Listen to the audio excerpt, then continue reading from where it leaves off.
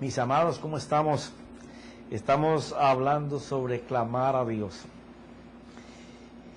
Y en los momentos de angustias es cuando el hombre clama a Dios. Así se narra en toda la Biblia. Los grandes clamores sucedieron cuando el pueblo de Dios estuvo bajo presión del enemigo, bajo esclavitud, prisionero, en necesidad, por hambre, por sed, por plagas, por enfermedades, pero siempre se clamó a Dios en los momentos de angustia. Y la mayoría de las veces que se clamó, que se narra en la Biblia, la mayoría, no todas, porque Jesús, por ejemplo, clamaba para que se hiciera la obra de Dios que había preparado para ese día. Jesús clamaba para las cosas que el Padre había preparado para este tiempo. Diferentes tipos de clamor. Pero el mundo hoy está gimiendo. Y ya el Espíritu dejaba plasmado por Pablo que la humanidad entera estaba gimiendo, esperando ver la manifestación de los hijos de Dios. Aquellos que se saben comportar en los momentos de angustia, en los momentos de aflicción, que tienen esa mente libre para poder pensar que hay una solución, que hay una puerta de escape, que el Padre dijo que venía la tormenta, pero que tuviéramos confianza que Él había vencido la tormenta y había preparado una puerta de escape para esa tormenta. También nos dice que oráramos en todo tiempo para estar fortalecidos y hacer frente en el día difícil. Que estuviéramos atentos y estuviéramos velando para cuando ese día llegara, porque iba a llegar sobre toda la tierra, nosotros pudiéramos ser luz en medio de la oscuridad. Entonces ahora el clamor va hacia los hijos de Dios. Va hacia nosotros los que supuestamente caminamos y vivimos obedeciendo lo que la palabra de Dios dice. Pero ¿cómo nos vamos a ver? ¿Cómo va a estar nuestro clamor delante de Dios cuando nos hemos descuidado en las cosas que Él dijo que teníamos que cuidar? Y entonces nos encontramos que estamos al mismo nivel que los que no conocen del Señor. Porque hemos sido participantes del sistema del mundo y no nos hemos apartado de él, sino que nos hemos atollado y embarrado del sistema de ese mismo mundo. Hijos de Dios que debieron estar sembrados en la presencia de Dios, que no entendieron aquel llamado santo que Dios hizo a un pueblo para separarse, en donde Efesios capítulo 1 dice que el Señor bajo esperanza de mostrar en los siglos venideros la gloria del poder que había en Jesús. Dios tenía la esperanza de que los hijos de Él en esta época, en medio de aflicción y de tormenta, pudieran exhibir la gloria de Dios. Aquello que Dios preparó de antemano para que cuando sus hijos clamaran a Dios, Dios lo dispusiera para que todos pudieran mirar. Y en el capítulo anterior nos quedamos donde el rey David decía que él alababa y honraba la palabra. Alguien que alaba y honra la palabra es aquel que vive atrapando continuamente las promesas de Dios y ya las hace parte de su vida, son su herencia, son su diario vivir, porque obedece como un niño al llamado de Dios. El clamor ahora es de la iglesia que, debiendo de portarse como reyes, como sacerdotes, siempre han caminado como mendigos. Despreciando la riqueza de Dios, caminamos como mendigos. No hemos tenido en cuenta el llamado santo de Dios. Entonces ahora se encuentra una iglesia gimiendo y clamando, igual que todos los que no conocen del Señor, porque el sistema nos ha envuelto.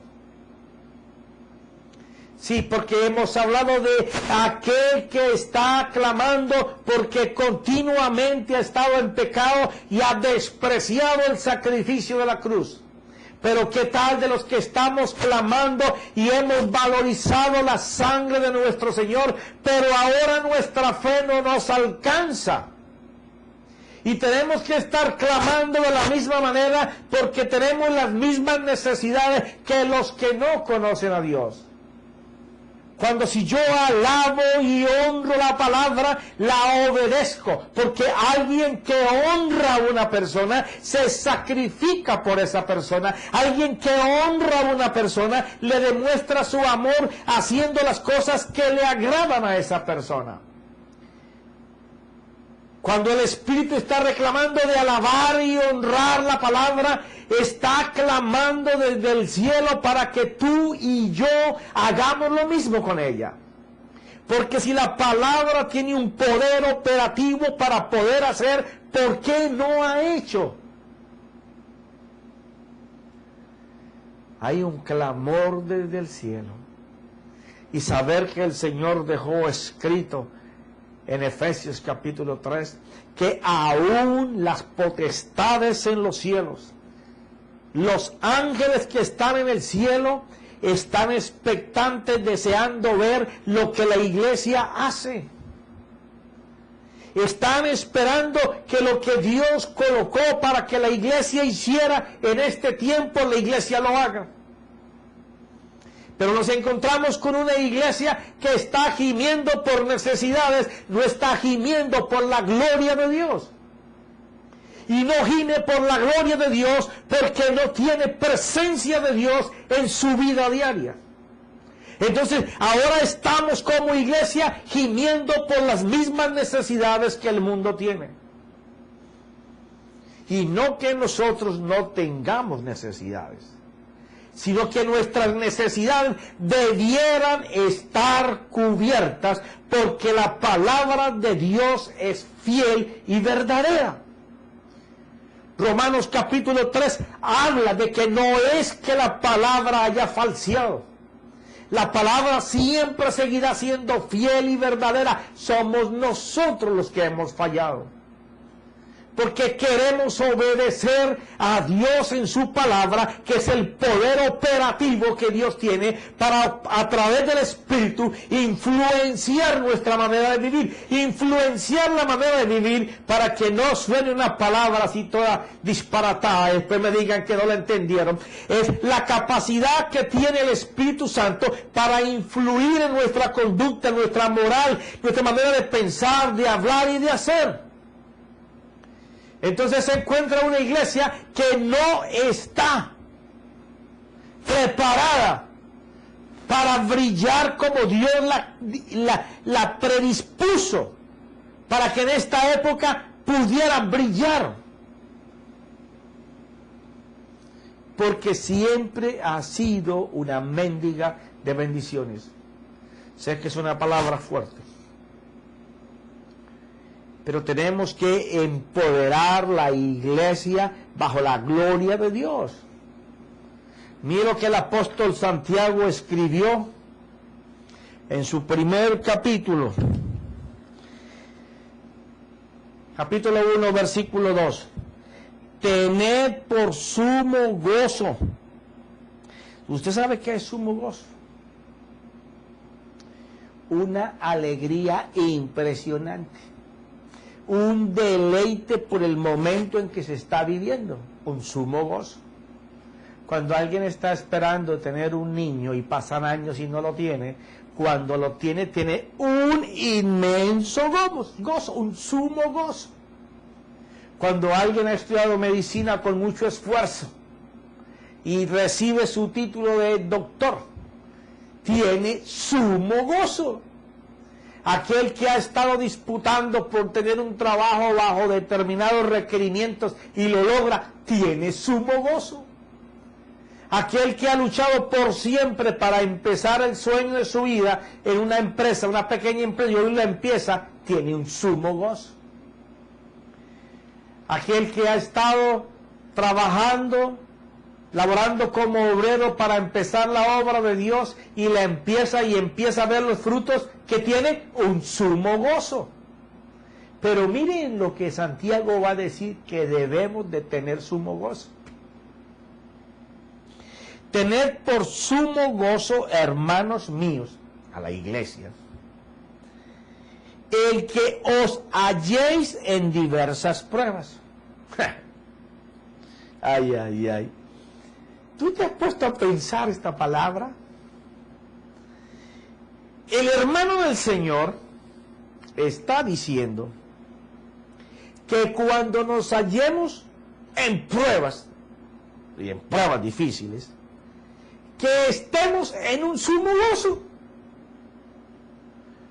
Ahora, imagínate un momento agónico por enfermedad, por la pérdida de un familiar, por la pérdida del trabajo, por la pérdida de una empresa, por la pérdida de tu casa, porque ves que todo se está estrechando, y que llegue esta palabra a tu vida y te diga que tienes que estar en sumo gozo. Y lo que tenemos es una cara de tristeza. Gente que no se baña por 5 días porque ¿para qué me baño si qué voy a hacer? Que no se levantan porque ay, me siento morir. Y me está diciendo que lo que tengo que tener es sumo gozo por estar en las pruebas. ¿Qué es lo que el Espíritu Santo me enseña cuando me dice que cuando esté en todas esas pruebas yo debo de estar gozoso? Pareciera una locura esto,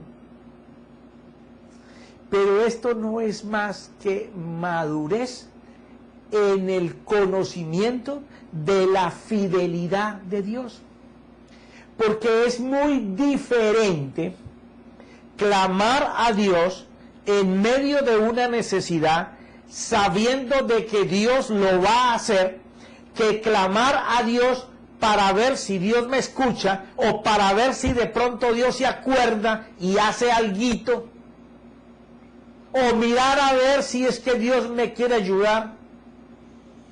No, esta persona en medio de las necesidades tiene un gozo impresionante. ¿Sabes por qué? Mira, sabiendo que la prueba de vuestra fe produce paciencia. Ay, ay, ay. O sea, él dice, ok, esta es la escritura, la he tenido por 20 años, por 10 años, por 15 años, se cerró la escritura.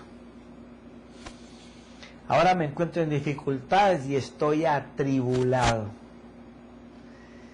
Pero el Espíritu Santo me dice en la pluma de Santiago que yo debo de estar feliz. Y a renglón seguido dice que es porque mi fe va a ser probada. Quiere decir que en medio de la prueba yo estoy feliz. Ay, ay, ay, esto es tremendo. Yo estoy gozosa, inmensamente gozosa. ¿Sabe por qué? Porque la prueba, la necesidad y la angustia, y la aflicción y la enfermedad y la falta de economía, es el combustible que necesita la fe para que se vuelva una hoguera. Pero antes de una hoguera hay que prenderlo. Por eso es que el Espíritu hablaba con David de alabar y honrar la palabra. Estamos viendo que para poder que en el momento de aflicción yo sienta ese inmenso gozo, es porque yo estoy expectante, esperando ver lo que la fe va a hacer. ¿No dice Hebreos capítulo 11, versículo 6, que el que se acerca a Dios se acerque pensando que Él existe, que es real y que Él es galardonador, pagador de los que le creen? También no dice la palabra allí mismo que en Hebreos 11, 3, porque ya Hebreos 11, 1 todo el mundo se lo sabe, ya poder ver lo que no es como si fuera, así en pocas palabras, pero el 3 habla de que todas las cosas fueron creadas por la palabra. Entonces, cuando Santiago está hablando de tener sumo gozo en medio de la aflicción, porque la fe de uno, la que uno ha creído, ¿cierto? La fe que uno ha creído, esa fe va a hacer un trabajo. Esa fe va a salir a hacer un trabajo en el que me va a demostrar que lo que yo he creído en ella, ella lo va a hacer. Entonces la palabra que yo he honrado, glorificado y alabado, ahora ella va a tener que traer su resultado, porque si así como en el principio, cada vez que Dios dijo, la palabra fue y hizo algo y vino con el hecho materializado, pues ahora en medio de mi aflicción, cuando yo estoy clamando a Dios, le estoy intercediendo con la palabra que Él dice que sostiene el mundo, porque si por cada palabra que Dios dijo se creó una cosa y esa misma palabra la tengo yo, pues yo tengo gozo porque voy a ver en medio de mi aflicción qué es lo que la fe va a hacer. Pero es la fe mía. Es la fe mía la que va a hacer algo. Quiere decir que lo que yo he creído y lo que yo he venerado y he hablado y alabado y honrado, porque mire, hay algo maravilloso. Sabes que yo me alegro en gran manera cuando mi pastora empieza, yo tengo un pastor y una pastora, el pastor Agüero y su esposa Estela. Cuando mi pastora empieza a adorar con la palabra, cae una unción poderosa. ¿Y tú sabes por qué? Porque aquel que es capaz de adorar con cantos en la palabra, cantando palabra, adorando palabra, es porque pasa con esa palabra mucha intimidad y está encarnada en esa persona esa palabra. Por tal razón lo canta, adora la palabra, y por eso cuando ella empieza a adorar y a cantar con la palabra, cae una unción en la congregación tremendo. ¿Por qué? Porque está tan encarnada la palabra que la expectativa es esperar que lo que la palabra que estás cantando, que es la que está en tu corazón metida, te lleva a ese sumo gozo de que en medio de la aflicción tú puedes cantar, alabar y honrar la palabra, porque estás expectante, esperando ver lo que la palabra que tú has creído, que es tu fe, va a salir a hacer. Entonces, en la aflicción, tú estás con gozo clamando a Dios por lo que la fe va a hacer. Es el momento en que se cerró la Biblia y vamos a ver de lo que hay aquí adentro. ¿Qué es lo que yo voy a esperar de esos versículos recitados que he dicho sobre fe? Cada palabra que yo digo, que la palabra de Dios tiene poder para sostener, que la palabra de Dios tiene poder para crear, que la palabra de Dios es la espada del Espíritu, que levantaré el escudo de mi fe y que los dardos del enemigo se van a enredar ahí y no van a poder pasar, porque el Espíritu va a usar la palabra y que la palabra va a dividir los tuétanos, los huesos, el alma, el Espíritu. Pero llegó la hora de verlo. Llegó la hora de verlo, mi hermano, mi hermana. Clamar a Dios, esperando ver lo que hemos creído en acción, te da gozo en medio de la aflicción. Porque sabes que los problemas que te agobian son el combustible para que se encienda la fe. Entonces ese va a cumplir lo que Santiago dice: sumo gozo en medio de mis necesidades. ¿Y sabes por qué? Mira lo que dice. Mira lo que dice. Mira. Tened por sumo gozo, hermanos míos, el que os halléis en diversas pruebas, sabiendo que la prueba de vuestra fe produce paciencia. Ahora fíjate, una persona que está en paciencia es una persona que tiene el conocimiento y el entendimiento de ese conocimiento para saber que va a dar un fruto. Por tal razón, él espera en paz, sabiendo que Dios lo va a hacer, sabiendo que Dios no miente y que la palabra que Dios dijo es veraz, porque sus sentidos están ejercitados para ver, oír, caminar, tocar, saborear, deleitarse, discernir las cosas que ya Dios ha colocado en su vida como testimonio.